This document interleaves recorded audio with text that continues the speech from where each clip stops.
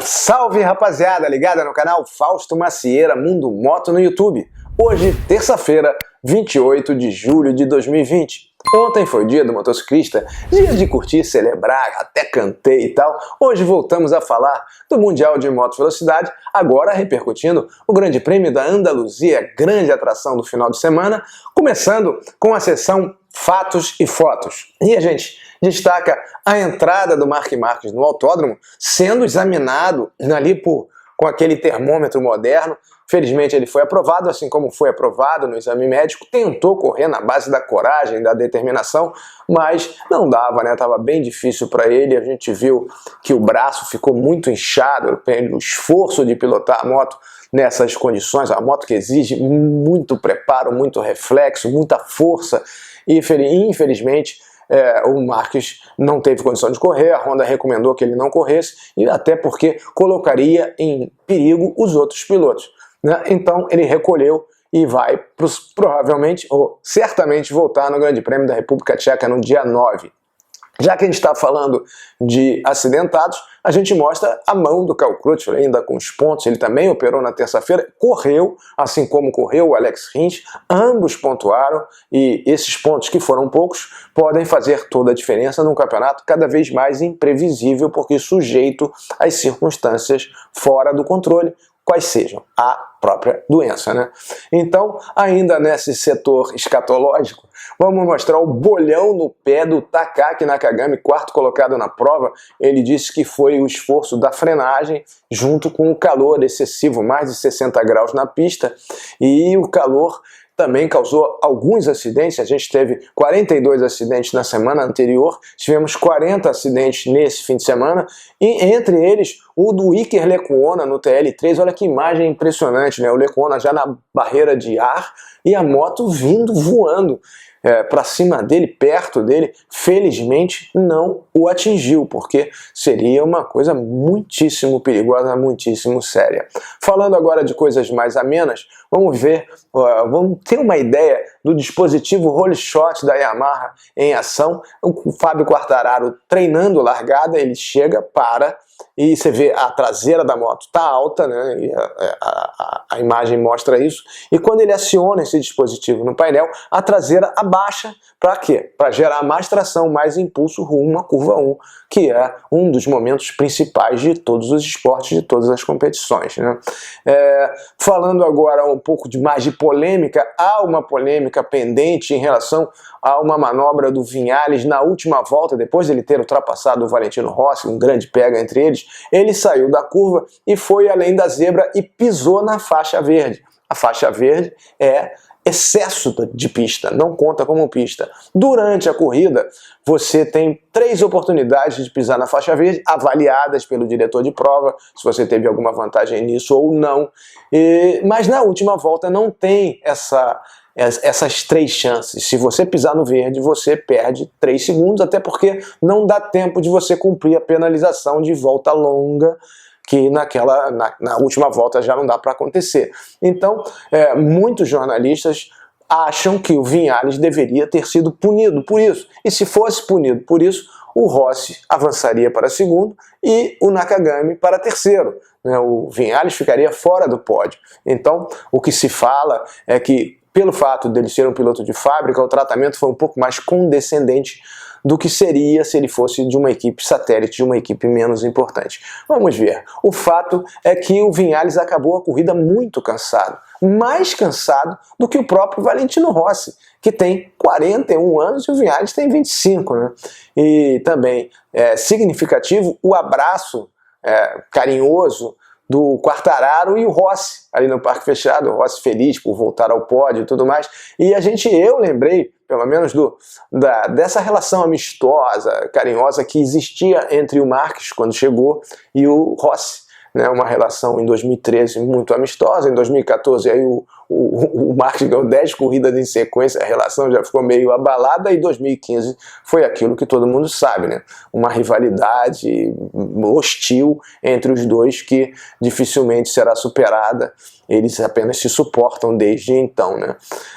Mas a gente agora encerra esse Fatos e Fotos com a MotoGP deixando o Autódromo de Jerez, que recebe o quê? O Mundial Superbike, essa grande competição das motos derivadas das motos de produção, que você pode comprar na loja, preparadas, mas com um volume de preparação muito menor, não é protótipo, é uma moto mais acessível, tem uma limitação muito maior de regulamento, e a Superbike corre em Jerez, ela começou a ser disputada em 1988 e corre em Jerez desde 2013. E a maior vencedora em marcas é a Ducati, com 7 vitórias, a Aprilia tem 4 vitórias, a Kawasaki, que tem o principal piloto dessa categoria, o Jonathan Rea, pentacampeão mundial, tem 3 vitórias, e a Honda não tem nenhuma vitória. E a Honda está investindo forte no Mundial de Superbike, contratou o vice-campeão mundial Álvaro Bautista, tem o Leon Haslam também na equipe, e eles vão tentar quebrar esse jejum de vitórias nesse final de semana.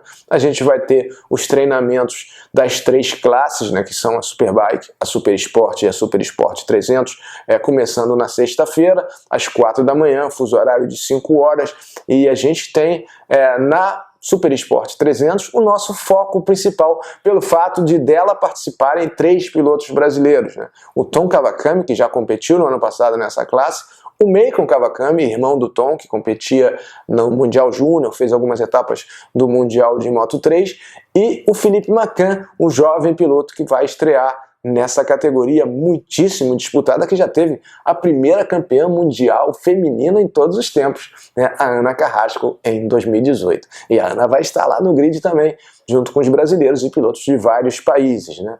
A gente tem uma programação muito diferente, né, na Superbike em relação à MotoGP. Temos corridas já no sábado, né? No sábado a gente tem a primeira corrida da Superbike às 9 da manhã, depois temos a primeira corrida da Super Sport às 10h15, e a corrida que nos interessa é às 11, que nos interessa mais, né? Todas nos interessam, é às 11h30 a corrida 1 da Super Sport 300, se Deus quiser, com os brasileiros no grid e bem posicionados. No domingo a gente tem uma prova extra, que é a Super Pole Race, que paga menos pontos para a Superbike, começando às 6 horas da manhã, às 7h30 a segunda prova da Superbike, né, a terceira prova contando com a corrida da Superpole, mas corrida 2 da Superbike, às 9h55 a Super Sport, a segunda bateria, e a prova que nos interessa é às 10h15, que é a Super Sport 300, com a presença dos brasileiros. A gente fala também que aqui para o Brasil o canal streaming DAZN deve transmitir. Esse canal transmitiu a primeira etapa lá na Austrália, que foi uma corrida soberba, espetacular, mas não teve a Super Sport 300, e eu espero que dessa vez eles transmitam em português, porque da vez passada, apesar de eles terem feito toda a campanha em português, a transmissão foi em inglês, o que não é legal, porque muita gente não entende inglês, não tem a mesma intimidade com língua estrangeira, então seria muito bom que eles aproveitassem a contratação recente do meu irmão de armas, Guto Nejaim, para fazer essa transmissão em português de todas as etapas e de todas as categorias, com o vozerio retumbante do Marcos Augusto Ramos Nejaim, o Guto Nejaim, ok? Então, eu que assinei o DAZN apenas para ver o Mundial de Superbike, e muitas outras pessoas que também fizeram isso, se sentirão muito satisfeitas se a transmissão, a partir de agora, for feita sempre em português, a nossa língua pátria, ok? Então, por hoje é isso. Não, tem mais coisas, tem mais coisas mais engraçadas. O Jorge Lorenzo, que continua sendo piloto de teste da Yamaha, mas não testa nada, porque as limitações de tráfego pela Europa e tudo mais estão muito difíceis. A Inglaterra está com banimento, o Brasil está com banimento, a Espanha está com recrudescimento dessa onda, dessa pandemia. Então o Jorge Lorenzo basicamente está lá na casa dele em Lugano, na Suíça, e ele comprou um Lamborghini Aventador conversível, e ele resolveu dar uma volta lá com o seu carango novo, que colocou um passageiro para gravar, ele trocando de marcha, trocando de marcha no volante, tirando uma onda, se sentindo muito bem com o seu novo e caro brinquedo. Mas falando em brinquedos, eu achei bacana a cena do Lorenzo, ele botou nas redes sociais e tudo, mas achei ainda mais bacana uma cena muito mais simples, né?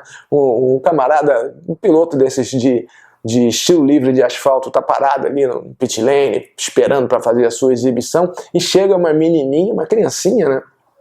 Provavelmente a menininha, não sei, e a criancinha chega, e ele tá com a moto ligada, e ela chega e gira o acelerador. Roda aí, Gabriel, roda a menininha.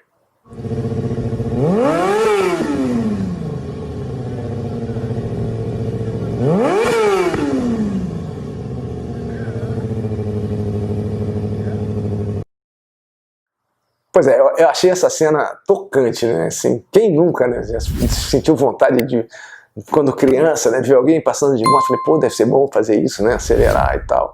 Achei maneiro, achei maneiro o Lorenzo acelerando com o pé, o seu carrão, mas achei ainda mais bonito e significativo a singela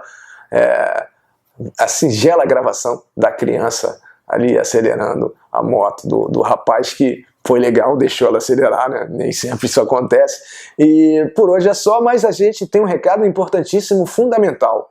Às 7 da noite desta terça-feira, teremos a volta do genial Manuel Pessino Consciência no seu consagrado Papo com Pessino. Há algum tempo a gente não tinha essa possibilidade de conversar com o Pessino, pela agenda dele, pela minha agenda, pelas dificuldades que todos nós estamos atravessando, mas conseguimos conciliar tudo e o Pessino estará de volta para falar de várias coisas, né?